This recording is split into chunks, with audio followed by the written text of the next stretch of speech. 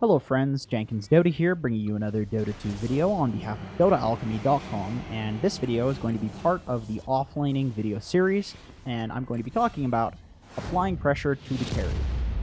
So first and foremost, we should talk about what actually is applying pressure to the carry, because I know that's a buzzword that a lot of people use. Oh, lane pressure, apply pressure, all of these things, like they're buzzwords. Casters use them, but for good reason. They mean a very real thing, so the carry's job in a game of Dota is to hit creeps and to secure the late game. Historically, that has been the carry's job.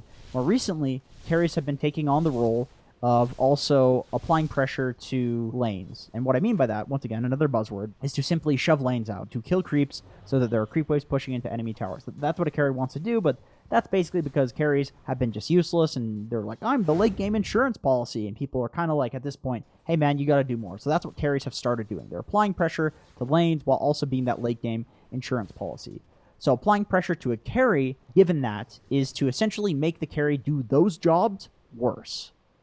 So one thing that I want to make note of before getting into actually trading with the carry is that sometimes it's too dangerous to trade with the carry with supports nearby, and you actually want to trade with the supports first, bully them, and then because supports will most likely have less regen than you because they have to purchase wards, they have to purchase courier, they have to pool people regen, and you don't have to do any of that. You can get a stout shield, bunch of regen, depending on the offlane that you're playing, but essentially you should have way more regen. You can trade with the supports first, and then maybe even buy more regen because the supports aren't going to be getting much gold, and then you can trade with the carry. So make sure not to try to trade with the carry if the support is actually the person blocking you, because a lot of the time people will be like, hey, I got to pressure the carry because I'm an offlaner. They run at the carry, the support is there, the support has no fear because they have all their regen, the carry has all their regen, and then they kill you a bunch. You don't want to do that. But sometimes you will pressure the support enough, or the support will be so weak at the start of the game that like they can't do anything, and that's when you should pressure the carry. If you have the choice of pressuring the carry or the support, and it's not that forced, you have to pressure the support because they'll kill you otherwise, then you should pressure the carry. Yeah, it's very, very simple. If you can't pressure the carry directly by hitting them, by bullying them, you should do it. Otherwise, you have to focus on the supports. So, basically, the most important thing, the most obvious thing in terms of pressuring the carry is favorably trading attacks and spells with the enemy carry.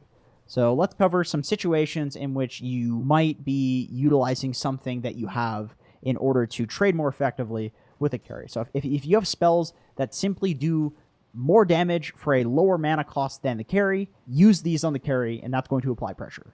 This is very commonly the case, simply because offlaners are usually a little bit more early game and mid game centric than carries are. Like I said, carries are these late game insurance policy heroes. So a lot of the time, if you're being picked an offlaner, if you're picking an offlaner, you will have better spells than the carry, because if a carry had good trading spells in the early game and was an insurance policy in the late game, they'd be an absolutely broken hero, and every hero in Dota has strengths and weaknesses. So for the most part, you can trade with carries. You just need to make sure to utilize your spells, because otherwise, that's kind of the whole purpose of being an offlaner, is that you're sacrificing the fact that you don't have great late game for having this early game potential, and you need to use it. So if you have some reason that your right clicks are stronger than the enemy carries, so some passive modifier, then this is also a great way to pressure them in lane. But once again, you have to make sure to use it to get those trades. So Legion Commander is a great example of this sort of trading with her passive, because it does double damage every time it procs, makes you hit twice, and then it heals you too, so you're getting a little bit of regen as well. But once again, if you're not using that in lane, then you're going to struggle with Legion Commander, because it's like, hey man, I'm not applying pressure. Well, yeah, because you actually need to use the reasons that these heroes are picked. You can't just kind of play them and have them play themselves. You actually have to abuse the spells, even if it puts you in potentially dangerous or uncomfortable situation. So if you have some sort of stun or setup, another interesting way to apply pressure, and this is a more recent thing, is to pump fake it on the enemy carry. This is going to make them worried that a gank may be coming. So what I mean by pump faking it is just casting it, but then canceling it over and over again, and then, sometimes canceling it and sometimes not canceling it. So this is just going to create that fear where you're going to cast spells on them. They might, freak out and use their spells or run away and not go to the creep way. But in any case, this is an effective way of applying a sort of like mental pressure. And then sometimes you can actually call for your supports to gank them, and then they're for sure going to be intimidated by your pump faking of that spell. Obviously, killing the hero is going to apply pressure, but that's going to apply mental pressure later, which is also going to apply like anti-farming pressure, because they're going to literally not farm because they're so scared of you, even if there's no reason for them to be scared. But you have to pump fake it, otherwise they won't be scared. So using mana drain spells are also really great to use on carries, simply because if they have good spells, which, like I said, most carries don't because that would make them broken. But even if they have good spells, you can make your trades even more effective with them because, of course, if they have no mana, they're not going to have any spells to cast on you when you cast your spells on them. So your trades are going to go even better because of that. So if you have like a Coddle or a Lion draining their mana, very, very good. Forcing them to use mana to get last hits, that is really good for applying pressure too. Just by like making yourself clear that, hey, I'm going to deny this. You need to use a spell to last hit this. Boom, you have no mana. All of a sudden I can harass you and because you can't harass me, and you can just bully them out of lane. Essentially, what you need to do is you need to look at their lane, look at your lane, look at the consumables that you have between all the heroes in the lane, and just make a calculation. Do I have more than you have in terms of the numbers, the raw numbers? Will I be able to do more damage to you than you can do to me given all of this regen? And if your calculations turn out to be true, that you can do more damage, then of course you should do it. And if you can't, then you should look at some of the options for the previous video where I talked about getting experience without feeding, because you want to use some of those tricks to gain a little bit of an advantage, and then all of a sudden when you have some levels, maybe the calculations work out for you. But like I said earlier, a lot of the time the calculations will work out for you because that's the reason that you're an offlaner and they're a carry.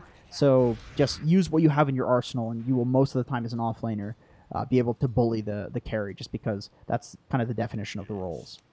So something else that you can do to pressure the carry that's not just very obviously, trading right clicks with the carry and bullying them, is to push the lane, and then off of that push, while they're busy, do something with that push. And the most common thing that people do is they will push the lane, then they will side pull. And what this does is it forces the enemy carry to last hit creeps under their tower, which takes their regen because they have to tank the creeps, and then it makes it significantly harder for them to last hit.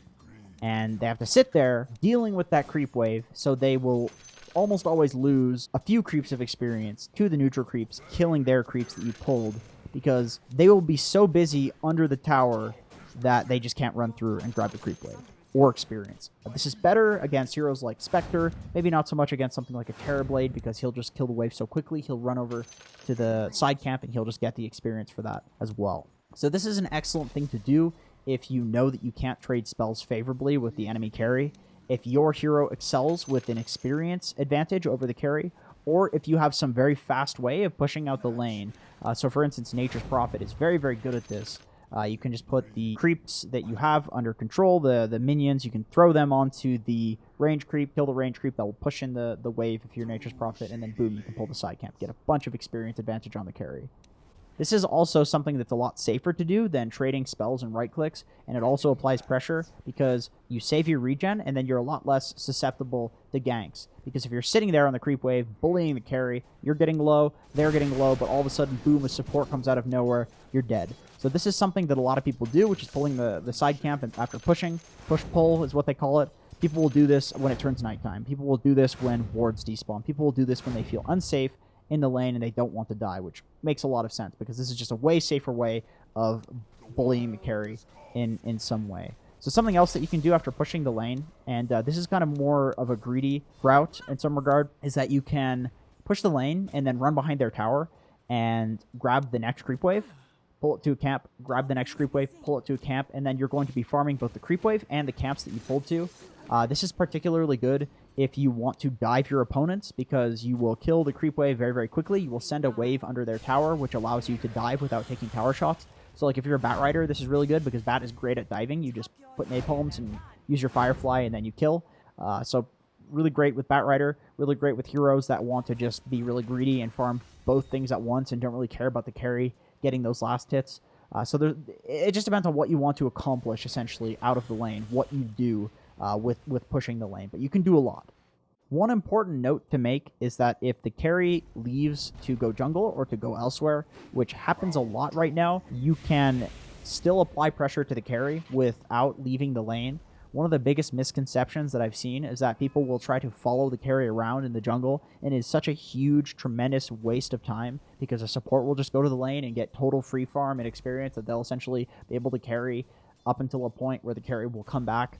So it's not good to do that at all. So what you want to do is you want to pressure their tower if they leave the lane, and that's going to indirectly pressure them or even, I mean, arguably directly pressure them, because they are the core that is supposed to be in that lane. They are the strong hero that's supposed to be in that lane. So if they leave and their tower is being pressured, their team is going to complain and say, hey man, you got to go defend that tower. That's your tower. Or one of the other heroes, one of the other strong heroes on their team will defend the tower, in which case that leaves another tower that is being pressured. So you can see how kind of this like domino effect of pressure happens, where if the carry is jungling, you can really, really pressure them, or pressure a more important hero, like a mid hero, or let your safe laner get a lot by pressuring their off laner, by pressuring that tower, forcing people to that tower. And the way that you do that is you want to do exactly what I talked about in the previous little segment, where you want to run behind the tower, grab the creep wave, pull it to a creep camp, and you can honestly ignore all of those creep last hits. It doesn't matter. Just do as much damage to the tower as you can, as fast as you can. Especially on the 5-minute marks, you want to tank the tower for siege wave,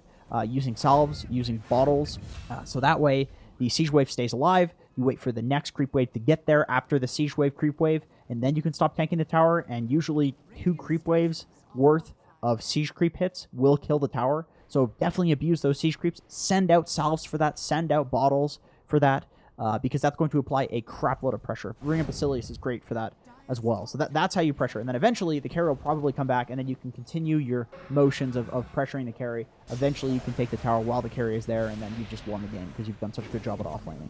So if the supports ever come back to the lane and they're strong, maybe they send a bunch of heroes to your lane, then your game essentially becomes how to waste the support's time. You can't focus the carry if there's a lot of other heroes there. So that's a different video. That's a different concept altogether, so I won't get into that. But basically, the game just becomes different if everybody comes to your lane. The more and more people pool to your lane, more you have to focus on the weaker heroes in the lane, and playing more of that kind of like get experience, do as much as you can sort of role. But that's okay. If a bunch of heroes come to your lane, like 2 supports are just constantly sitting there, the carry has to be very defensive, not getting that many last hits, well then you're winning the lane. And by pressuring those heroes, you'll eventually be able to pressure the carry.